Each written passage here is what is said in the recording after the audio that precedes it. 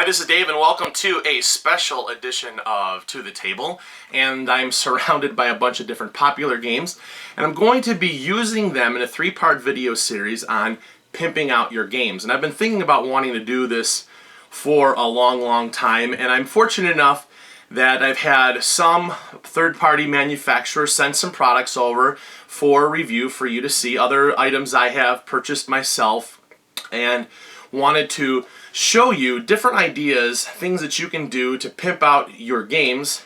And also I'm doing this right before Christmas so that it's going to give you ideas of gifts that you may consider for your gaming friends.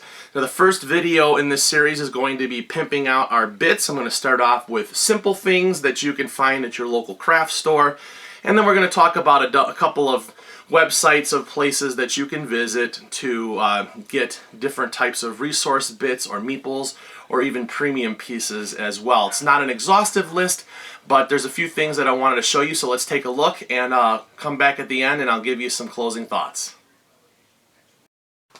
First thing that I want to talk about is pimping our bits, and I'm going to start with simple things that you can find at your local craft store. So let's start off with talking about places like Michael's or Hobby Lobby, different things there that you could find different things to pimp out your games. And so I want to show you a few different items that I picked up along the way here and give you some suggestions of things that you can do with them.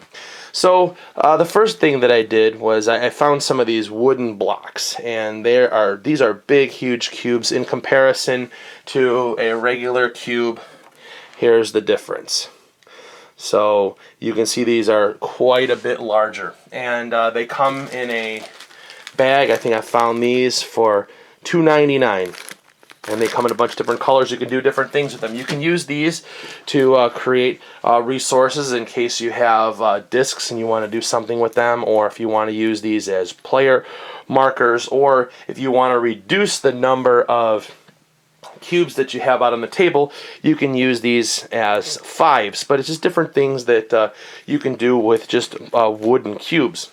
Other things that we have these glass beads that you can do different things with. They come in different colors. These happen to be almost like an almond color, and they have blue ones, and I have some red ones downstairs. And you can use these for lots of different things. You can use these to replace resources. You can use these as player markers. You can use them as counters. I have a set of small orange ones that I have in my copy of The Good, the Bad, the Munchkin to use for marking off levels. So lots of different things you can do with them. Again, they come in a variety of different colors.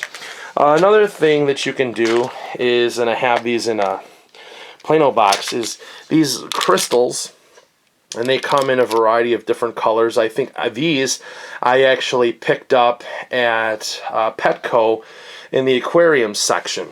So these had nice colors that I wanted to use. In fact, I was using some of these for a print and play version of Pocket Imperium before it came out to use different markers. But you can use these for different resources. These crystals can be used to replace pieces that come in games. You can do lots of different things with them. So those are something that's useful.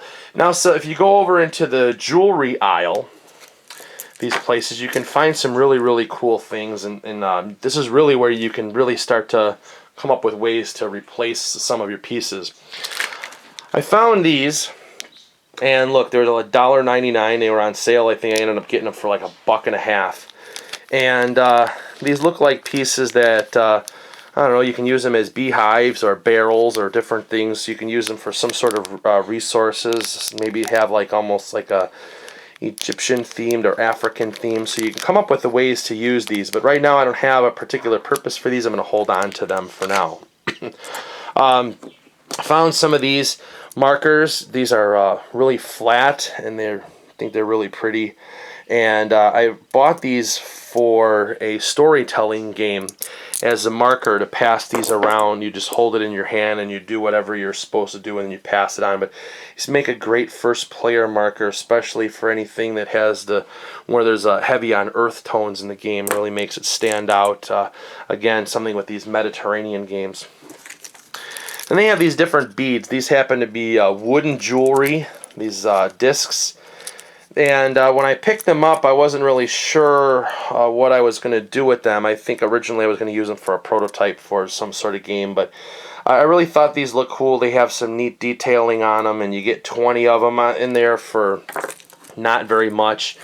And so the ideas that I had with this was if I were to get 100 of them, I could. These are slightly larger though, but I was thinking about using these as upgraded colonists for Puerto Rico, or if I were to get a bunch of them in different colors and getting the appropriate numbers, I could use this to make a fancier version of markers for the game Chinatown. So some cool things to pimp out the games there. And then the last thing they did was I found this piece, and I actually had it separated from here.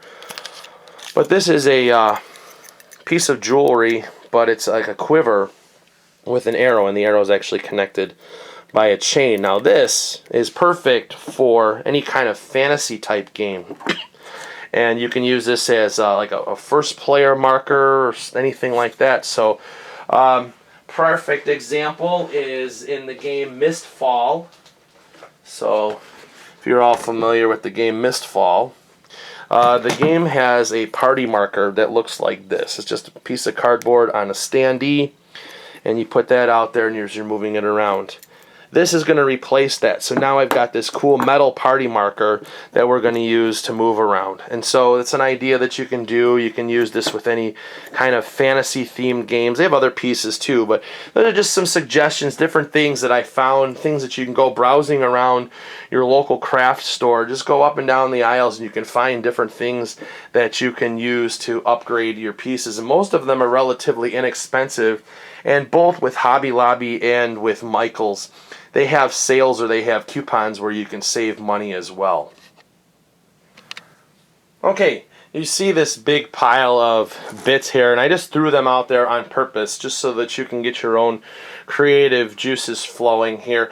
But I want to talk about thegamecrafter.com, and that is a website where a lot of people design and create their own print-on-demand games, but it's also a spot where you can go shopping for different bits that you can use to upgrade your own games, pimping them out. So these are relatively inexpensive, but when you start ordering lots and lots of pieces, it can add up. But you have to figure that is it worth the investment for you to extend the number of plays that you have out of your games? Is it going to make it look better when you have it on the table? Is it going to, you know, those are different things that you're going to factor in the whole time when you're actually working on pimping out your games.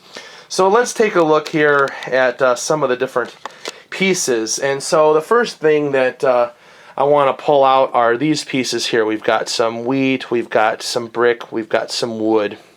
And these are just a sampling of some of the resources right here that you can use to enhance any game that has to do with resource production. So, for example, Agricola, if you have an older version that comes with the discs like I have, and I don't have the one that has the fancy animal and veggie meeples and stuff, that you can use these pieces. So you can see the wood here is nice and trimmed. We've got the brick, we've got shaped like a sheaf of wheat. So we've got those different pieces that we can use. You can purchase those however many you need. Just go on, order them. And then they also have these come in different colors, and they also have one specifically for rice if you're looking for upgrading your reed for Agricola. And they also have different colors for these, green ones for any kind of herbs and stuff like that. So we've got that stuff. So back to our pile. Let's take a look here what else we have.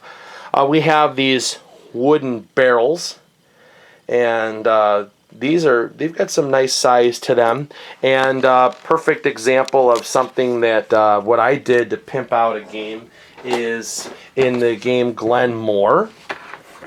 I'll just open it up and show you what I replaced. So let me just move this out. I have a German version, so you have all the printouts there. But underneath, the game comes with these pieces, these octagon pieces, these plain natural colored ones as whiskey barrels. I upgraded mine to have these fancy ones. So I'm going to have fancy whiskey barrels in my copy of Glenmore. And so that's just a simple thing that you can do to replace them. They're relatively inexpensive, and it's going to be something that is going to make the game look cooler as we're playing. So that's just one example of things that we can do with that particular bit there. Other things that we have, we can use in our little pile. We have little plastic pieces if you want to create use these as like miniatures. So we've got like soldiers. You can use these for space games, different things like that. You can order these. They come in different colors. So maybe you're doing something with a sci-fi thing, you want to have little minis, you can get those instead. Got different pieces that you can use to replace cubes for meeples. So we've got like these people pieces, and we've got these other ones. These you can order. They come in different shapes, different colors. They actually have like meeple pieces too you can order. So lots of different pieces there. Also, if you wanted to upgrade any kind of cubes, they've got cubes and they've got round discs. So lots of different pieces that you can get. You can shop there by material, by colors, and they'll have a whole assortment of things that you can use. You know, get your own ideas of things that you want to use to enhance your games. Okay, the third place that I want to talk about where you can get pieces to pimp out your games is MeepleSource.com. And they carry the Cadillac of bits. They've got everything that's all custom pieces. They're all painted and they look really, really cool. So I have a sampling here, and we're going to go ahead and show you some of them, how they're going to be replacing the games, and other ones I'm just going to give you an overview of them. So let's take a look at those. Okay, let's start with Forbidden Island. This is a really good one that we can work on pimping out. So we open this up and we look, and here are the player pieces. Just plain old boring pieces. And this is what they look like. And doesn't really give you much to go on in terms of when we start looking at all of the different roles we have. For example, we have an explorer, we have a diver, we have a pilot, an engineer, a messenger, and navigator. And they don't look like that. So let's see what happens when we pimp this out. So here we have the original pieces set up with the roll cards, and I'm just going to go ahead and place down the other premium pieces next to them, and I'll zoom in so you can see them all. So there's the navigator, messenger, here's the engineer, here's the pilot, here's the diver, and here is the explorer. And so if we go and zoom in now we've got characters that look like they fill the role. Whoop. So there, that looks more like our navigator, and here's our messenger. And if you look, he has got a, oops, let me zoom that in. There, he has a messenger bag. And if we move over to the engineer, look, he's got his shovel and he's got a set of prints. If we look down here with the explorer, he looks like Indiana Jones. He's got a rope and he's got some tools. We look at our diver. Here he's all set. He's got his scuba stuff on. And then we get over here and we've got our pilot to look at. So as you can see now, you just take these regular plain old pieces and now we've given them some new life. So that's one of the things that we can do to pimp out the games. This happens to be for Forbidden Island. Let's take a look at another one. Here, let's take a look at what we can do with Pandemic. Again, another, seems like Matt Leacock's games are getting a little love in here. But if we look at these pieces, we can go, again, we have character meeples for all of the different roles for the game Pandemic. Again, that's another one now that's gaining popularity, especially with the Legacy Edition. Another thing, though, premium bits. Let's take a look at this. These are the original research stations that you could put out. Just a plain old wooden house, but why not make them look cool with pieces like this? Then if you really want to go over the top and you want to upgrade all of the germ cubes, you can. It makes the game a little bit more family friendly. So you can see here all of these have happy little faces, and they have them for all of the germs in the base game. And then also I believe that one is for on the brink. So we have that 5th germ, that purple one. So you can go ahead and get those. So little samplings of those. Let's take a look at a couple more. Another one that we can check out. This is one of the new is Elder Sign. So we have our investigator down here, and our normal pieces are just these cardboard chits, and this is for our sanity, and we've got our stamina over here. We can, how about upgrading those? How about getting wooden brains that we could use, putting over there? How about wooden hearts? Nice detail on these. We can put these right there. You can substitute those for your pieces. Also, we've got these clue tokens, these shoes. Just we can replace them with wooden ones. So we've got wooden pieces there. Also, anytime that we get the elder signs, we can just get wooden discs that have them marked on there too. So we can take the cardboard out, replace them with wood. Same thing here when we advance on the Doom track. We can put Doom markers on there instead of these little tokens. So just some neat things that you can do. Kind of bring life. This game's been around for a little while. Put those pieces out there is going to really make it pop when it's on the table. Okay, another favorite, especially for families, Ticket to Ride. This is a game that is sold so many copies, and they just came out with a new expansion map. And you know, when the 10th anniversary edition came out, it had cool trains, but you know what? They were a lot bigger, and they don't work with all of the other maps. So what you could do is you could upgrade your trains here with in your base set that you could play with the other maps. So instead of these boring trains, these plain old colored ones, let's zoom in and take a look and see what we can do here. So for the blue ones, why not upgrade them with something that looks like that? So we've got wooden train pieces that look like that. So we've got those. We've got, let's move the black one out of the way. Maybe we want to put a black one. Each one's going to look different. Here's the yellow ones will look like tank cars. And the red ones in the back, here I'll put this out there, will look like these cool passenger cars. And you can see a couple of the other, throw the other ones out so you can see what they look like as well. So you can upgrade your trains, make them look really, really cool. These are compatible with all the maps. They've got the other different colors too. We've got green, gray, purple. So you can use those with some of the other maps. For example, you can use it with Nordic countries with the purple and the white. So you've got those. So anyways, those are some different things that you can use to upgrade your bits for Ticket to Ride. There's other ones. Let me just pull it out and I'll use my hand. For example, the game Power Grid. If you're looking to upgrade Power Grid, let's look at some of these pieces. We have different buildings that for each player, they're in different shapes. We have all of the different resources that we're going to use for the fuels. So lots of different things that you can do here. Look, there's even like garbage and stuff like coal. And you see radiological symbols and all sorts of different things that you can use to pimp out a game like Power Grid. Give the game some new life, fresh coat of paint, if you will.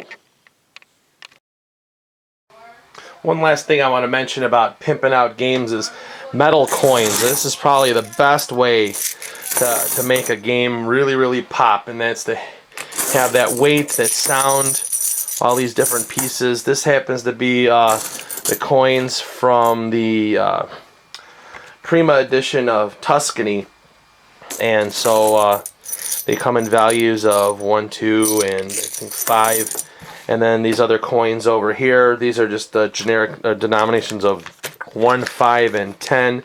These came in Orleans Deluxe, but you can purchase coins online from a bunch of different sites if you go looking for them. In fact, I'm planning on upgrading and getting some doubloons for Puerto Rico and believe there's some other companies out there that have all sorts of different coins. If you go looking for them, a lot of times you can go on eBay and you can find real coins to get some of your games pimped out, Roman themed coins, all sorts of stuff. But this is really the way to go if you really wanted to change your currency, make it look cool, is to invest in metal coins. So anyways, these are just some ideas of things that I've come across for pimping out bits for games. They really just make the games look better on the table, a lot more.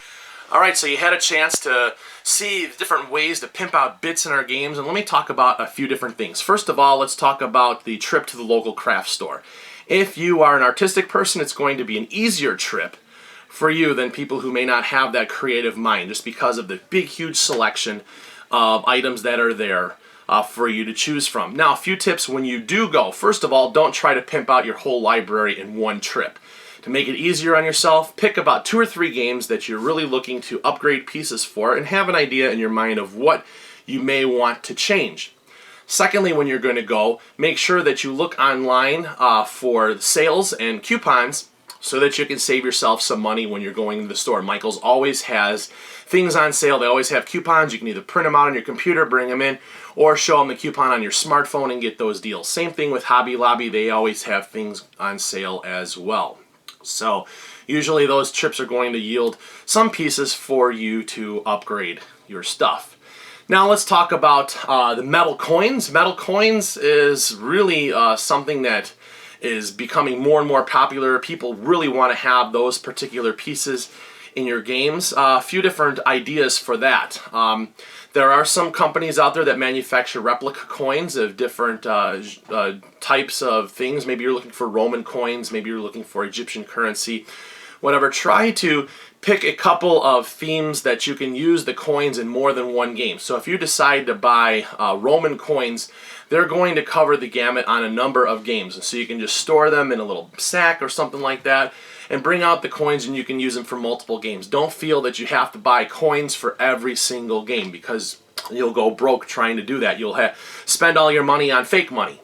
So some ideas with that, but make sure you keep your eyes open for that. Also, there are some, you can look on eBay. Sometimes you can find some things, especially if you only need a few coins for the games. And so I found a number of different websites out there, and so you're just going to have to Google metal coins for games or replica metal coins, different things, and those results will come up. Now, the two sites that we talked about, GameCrafter and MeepleSource.com, both of those have very, very useful interfaces on their websites, different things that you can go looking for, and those are going to give you your more traditional pieces that you're going to be looking for in terms of shaped bits and everything like that. Obviously, there's going to be a big difference in what you see between GameCrafter and MeepleSource. GameCrafter is going to give you functional pieces that do look pretty cool, especially if you're looking for resources like your brick and your stone and your wheat, things like that. But if you're looking for something very, very specific that are going to be painted up and really, really, really make the game pop, MeepleSource is going to give you those pieces. Of course, it's going to be coming at a premium. They are more expensive, and so you're going to have to think about, is it worth spending the money for any of these upgrades for your games? But to be honest with you, MeepleSource.com has some of the coolest pieces. That the character meeples are a big, huge plus for me. I really like them for games when you just have a few pieces on the board. You can have the individual characters that you can do that. They have a huge selection of different pieces that you can shop for as well, in addition to just having specific bits for specific games. So those are different things there that just wanted you to talk to share some ideas with you about doing that. Again, make sure that you look for any kind of discount options or coupons for those different things. The other thing too is if you do go with the GameCrafter, that if you find some other people that you may want to all upgrade your copies of games and you want to order pieces together, that there are discounts in bulk rate. So just be aware that the more pieces that you buy, the price per piece will go down with them. So just a few different ideas for pimping out your bits, and thank you for joining me, and make sure that you stay tuned to check out the other 2 episodes in this series about pimping out our boards and pimping out our boxes. All right, thanks for joining me, and I'll see you again next time. Thanks. Bye-bye.